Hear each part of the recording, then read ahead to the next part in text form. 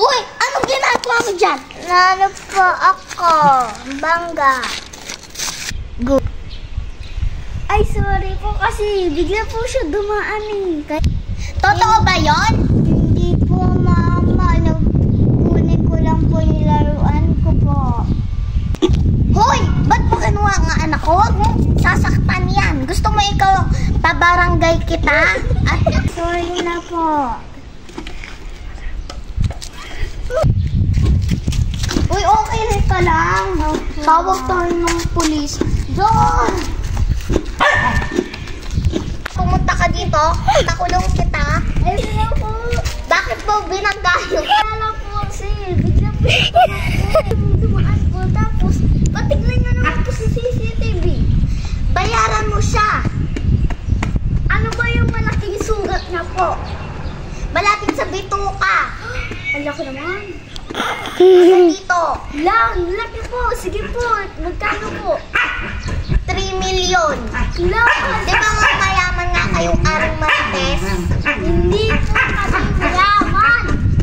Oy, palagi kita nang nagbibigay ng 1 million sa mga kapitbahay natin. Hindi po. Mga mahihirap lang po yung binibigyan ko. Kaya mayayaman po kayo. Hindi kami mayaman.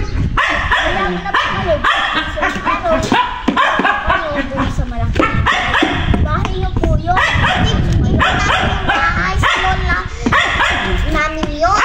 Sa lola niyo. Pwede naman kayo doon yun naman. Bahay niyo yun eh. Hindi namin yung bahay sa lola ng apo ko yun. Okay lang naman po. Pero, pwede naman kayo makitira doon. At least magpahingi ka ng pera mo sa mama mo. Okay na po. Okay. Babayaran ko po ang anak niyo. Para sa ko ng... Titignan natin sa CCTV. Tara. Okay po. Mama, sama po ako. Baka naano po ako. Sige, tara. Sama na ko. Dito. Ayaw po ako CCTV. Uy, bata. Okay ka lang. Ikaw bata ka. Ikaw lang pala yung may kasalanan. Halika dito. Umuli ka. Uy, wag mo na yung bata. Baka masaktan. Oh. Siya naman yung may kasalanan eh. Oh.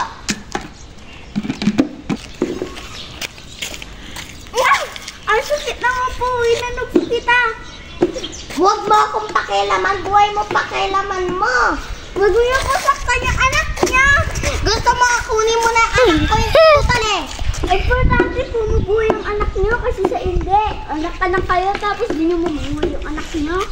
Huwag ka nang mangilam. Huwag ka nang dada ng dada. Tama na po. Ganyan pala sinasaktan yung anak niyo.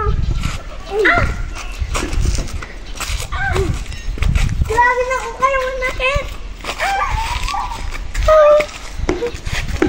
Dito ko sa pisin to.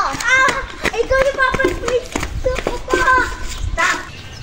Tama na po, Mami. Ikaw naman po itutuloy. Saktan po ako. Ate, tulungan niyo po ako. Bakit? Sinasaktan niyo po ako. Ng mami mo? Apo. Bakit kanya sinaktan? Kasi po, siya naman po sa kasalanan. Tara po tayo sa pulis. Irupas natin ng nanay mo. Wag! Umalis kang bata ka! Huwag niyo po akong kuya. Wag masaktan ang anak mo. Ikaw talaga makukulit dahil sinaktan mo yung anak mo.